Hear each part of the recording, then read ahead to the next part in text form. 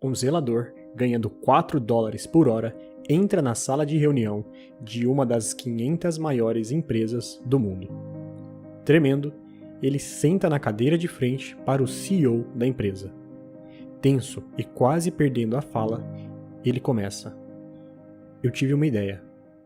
Anos depois, essa ideia se tornaria uma marca icônica e renderia para ele uma fortuna de $20 milhões. Nesse vídeo, eu vou te contar como essa reunião terminou. Richard Montanhas cresceu no Vale Cucamonga, na Califórnia, compartilhando um quarto com 14 membros da família.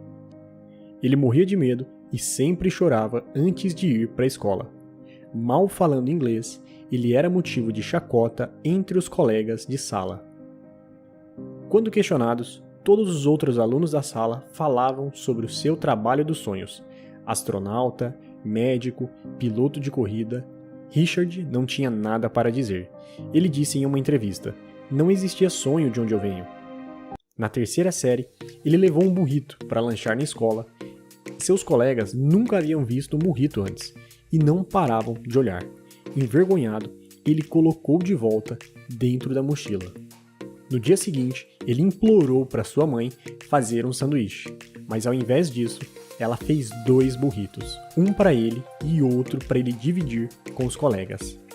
Na semana seguinte, os burritos de sua mãe eram tão populares que ele começou a vendê-los.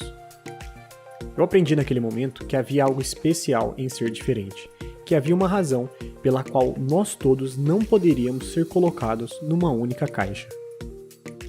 Ele largou a escola na 4ª série para ajudar a manter as despesas da casa e começou a trabalhar nos mais diferentes tipos de empregos em fazendas e fábricas da região.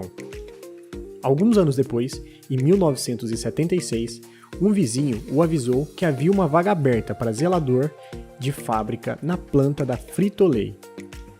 O salário era de $4 por hora e era maior do que qualquer outro salário que ele tinha ganhado na vida. Mal sabendo ler e escrever, ele pediu ajuda para sua esposa para preencher um currículo. Ele se encontrou com o gerente de contratações e foi contratado na hora. Enquanto ele se preparava para o seu primeiro dia de trabalho, o seu avô o puxou de lado e disse: "Você tem que garantir que o chão vai ficar brilhando e deixe eles saberem que foi o Montanhas que esfregou." Richard fez da sua missão ser o melhor zelador que a Frito-Lay já teve. E ele garantiu que as pessoas soubessem. Toda vez que alguém entrasse na sala, ia sentir o cheiro de limpeza. Eu percebi que não existe isso de ser só um zelador, quando você acredita que vai ser o melhor. Na metade dos anos 80, a Frito-Lay começou a passar por dificuldades financeiras. O CEO, então, anunciou a nova iniciativa para todos os 300 mil funcionários. Ele disse para todos: trabalhem como se vocês fossem donos da empresa, na tentativa de empoderar os funcionários a trabalhar de forma mais criativa e eficiente. A maioria das pessoas achou que era só mais um clichê da gestão, mas Montanhas escutou. Ele passava seus dias de folga aprendendo sobre os produtos da empresa, o processo de fabricação, o marketing e mais. Ele chegou até a pedir para passar o dia com um vendedor e ver de perto como era o processo de venda. Numa dessas visitas a um mercado num bairro latino, ele percebeu que os salgadinhos na prateleira eram todos iguais, e logo ao lado haviam temperos e pimentas mexicanas. Algumas semanas depois, inspirado no elote, o milho com especiarias, que é típico da culinária latina, ele teve uma ideia. E se eu colocar pimenta num Cheetos?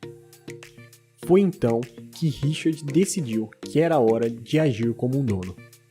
Ele procurou numa agenda da empresa o telefone do CEO e decidiu ligar. Sua secretária atendeu. "Escritório do Sr. Henrico, quem fala?"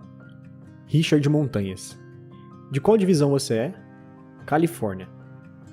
"Você é o vice-presidente gerenciando a Califórnia?" "Não, eu trabalho na planta de Rancho Cucamonga." "Ah, então você é o gerente de operações." "Não, eu sou o zelador." A secretária, então, pediu 1 minuto.